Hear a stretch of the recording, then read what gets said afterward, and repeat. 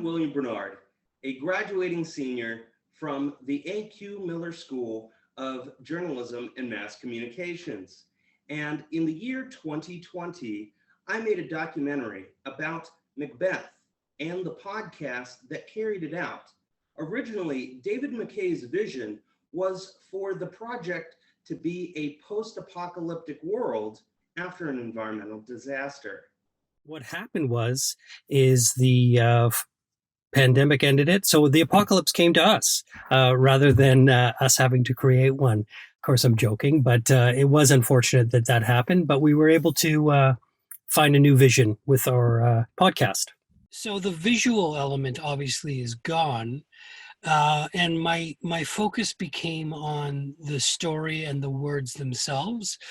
And with Shakespeare, in training, in working with students to teach them how to speak the text in a way that is heard, that actually transferred very nicely because in Shakespeare's day, obviously he didn't know 400 years later he would be writing, still being produced and actively engaged. But he did write for a stage that was fairly minimal set, costumes that were borrowed from nobles or donated from people.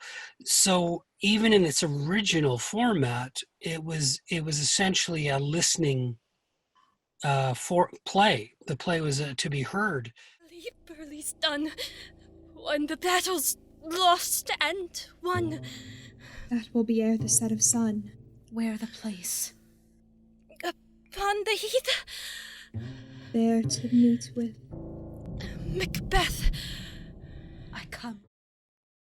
Jennifer Valenga, the producer for this podcast and other such projects at Kansas Theater Works, had said that the project originally stemmed from the pandemic, but there was a silver lining, as this had provided students a new outlet to test their vocal skills.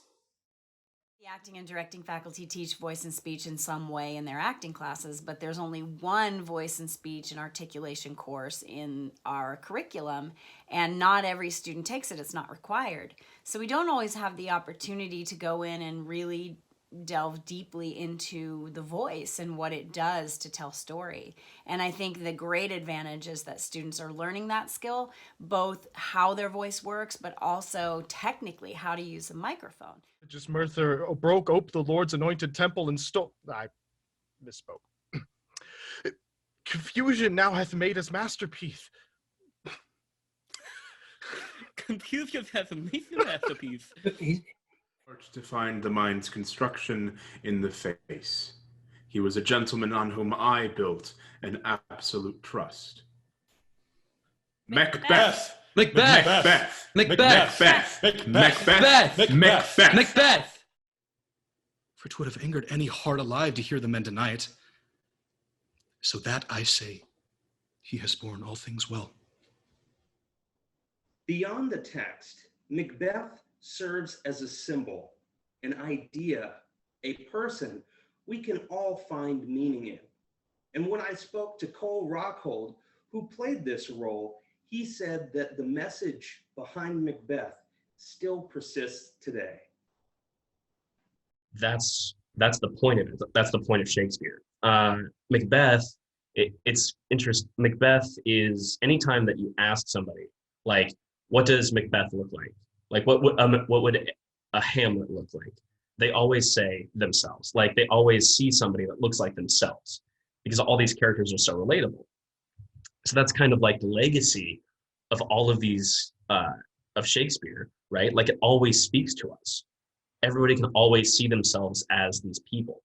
Back in like Shakespeare's time, there was always this power struggle amongst different groups of people, and it kind of shows like even back then anybody would do anything to get the power that they wanted, because you can still see just that corruption and just all of that bad nature in everything that we see today in government. I think another way in which it's relevant is just kind of like on a personal level, right?